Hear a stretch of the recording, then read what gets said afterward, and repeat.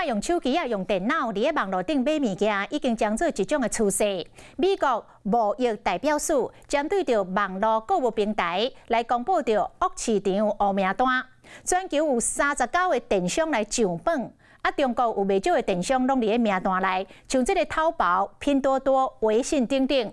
另外，虾皮嘛伫黑名单内底。不过是特别来学到着台湾甲越南的虾皮，有团队严格咧检验着买卖产品，所以仿的物件减真多。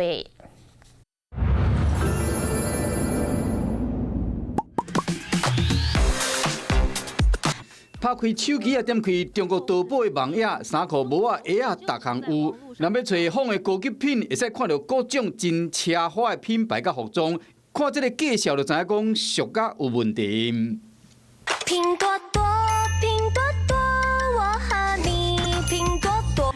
中国拼多多伫各种的网络平台拢会使看到广告，主打买愈济运费愈俗。不过，美国贸易代表署公布2023年名声上歹的名单，全世界有39个电商有上榜，其中拼多多、淘宝、微信拢出现真侪仿的商品，另外虾皮嘛出现伫名单内。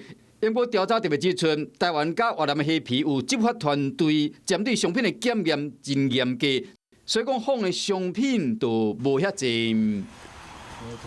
放心买，安心退。虾皮执法团队会针对上架商品进行商标甲来源的验证，若发现讲商品是仿的，就会开单，并且限制卖主的口座的权限。虽然当年美国贸易代表署拢会公布名声较歹的市场名单，不过即摆特别点名台湾甲越南会针对仿的物件开单罚钱，有相对应的措施，即嘛意外变成一个讨论的话题。